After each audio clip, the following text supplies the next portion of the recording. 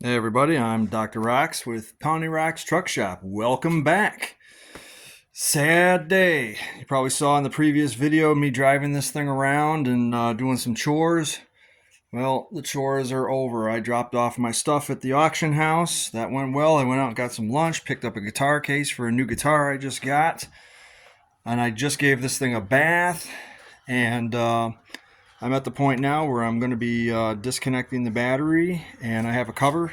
It's an indoor cover for it. I'm going to slap an indoor cover on this thing, and that's it. That's all she wrote.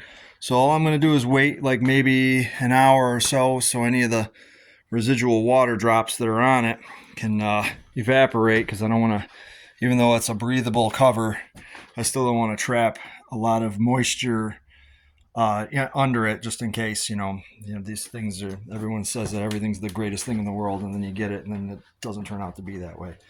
But the other thing that I'm doing is I leave the windows cracked a little bit here, just because otherwise I get stuff growing on the steering wheel. You just get, it just gets moisture trapped inside the cabin and just makes a mess of things. Yeah, my valve cover that I painted 12 years ago is starting to look a little ratty here. I got to definitely address the acid buildup on the battery here, but I'll do that in the spring. Yeah, other than that, this thing did great. It was fun to drive. Fuel pressure gauge she's holding. Unlike Double Dare Extra Large, this thing actually holds pressure. But different strokes for different trucks, I suppose.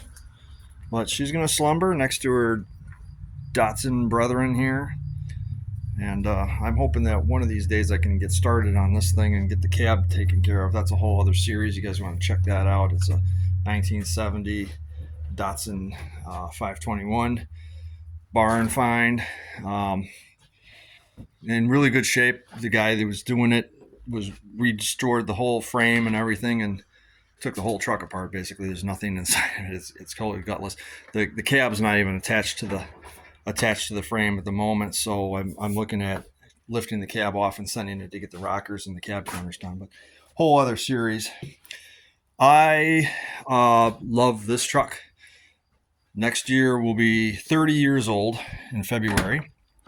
It's been great.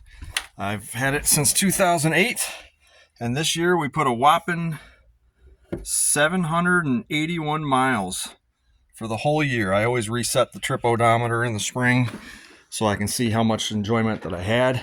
And due to poor weather conditions most of the year, I didn't really get driven as much. But as I said, I've probably driven it 15,000 miles in the last 12 years, so it's not a lot of miles. And it's with Haggerty, vintage car insurance, so I'm kind of limited on how many miles I drive anyways, but it's not like this is my daily driver. This is just my treat to myself for when I quit smoking cigarettes back in 2007, and then I used the money I saved and bought this in 2008. I want to thank everybody for tuning in. Be sure to like, share, and subscribe. Check out the other videos. We've got this truck. We've got this truck. I've got a supercharged Pathfinder pickup truck that's got a series on it. I have another series on a truck that sits outside that was in Roadkill magazine once. That truck is no more at this point, but the whole series is there. When a total rebuild on it. It was fun. It was a fun project. And then anybody who's into Infinities, I have an Infinity that I'm doing little bits and pieces to as I have time and all that. But I want to say goodbye to 2024, the green truck. Oh, the other thing I did was pump the tires up. If you want to keep from having flat spots, pumping the tires up to about 50 psi really does help. The manufacturers do that when they're transporting their vehicles because they want to avoid flat spots. So they usually show up with 50 to 60 pounds in the tires, and then the PDI tech is supposed to set the tire pressure to the correct pressure. So I got that idea from those days, and it works because these tires are probably 4 years old now, and they sit for 6 months at a time. You just pump them up to 50, and then when you pull them out, you just drop them back down. I do 32 in the front and 28 in the rear. Unless I'm carrying something, then I do 32 in the rear, but I like it lower in the rear because it creates less bump steer, which these trucks are kind of prone to because they're very light in the back. Helps, but the 32 helps with the engine being in the front of the truck. You don't want to wear the tires out that way. So the only other thing that I do is I have a Brillo, one of these, and I just basically stuff it right in the pea shooter here, and that'll keep critters out, because last year this thing was infiltrated by critters, and when I first started it up, it blew it all over the back of the shop. Luckily, no fires. The muffler is underneath the cab all the way up in the front, so there may have been stuff in it, but it got blown out, and I never had any fires from it. I don't want to risk it, so I'm not going to. But yeah, I mainly just cruised. All I mainly did was cruise in this thing. And, went to a few friends' houses, took it to work a few times. It's really kind of more like my Chinese food on Friday getter and ice cream getter for weekends. I don't really autocross with it so much anymore. Anybody who's looking for the stats and details, this thing has torsion bars from Sway Away. They're the Sway Away first stage ones. It's got Moog upper and lower ball joints. It's got energy suspension, poly bushings everywhere, front and rear. It's got a Hellwig rear sway bar with white line lateral locks on it. It's got KYB Monomax shocks. It's got V6 calipers and rotors, the twin piston ones, with stainless braided brake lines. What else have I done? Yeah. Sway bar links have been done.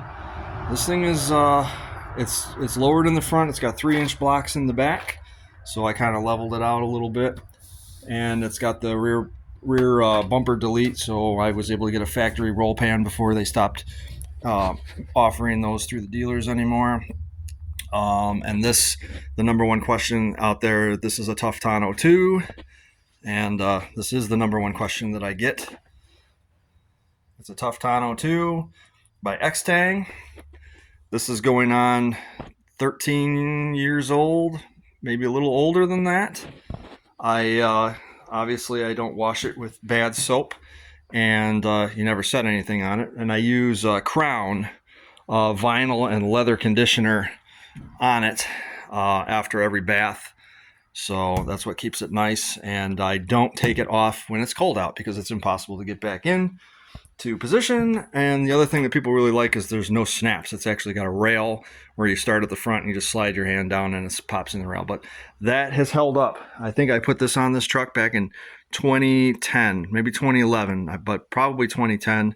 And it's been on the truck for 13, 14 years now, and that's how it looks with just a little bit of treatment and everything. So there's the number one question answered again. I've answered that before, and there it is again. I want to thank everybody.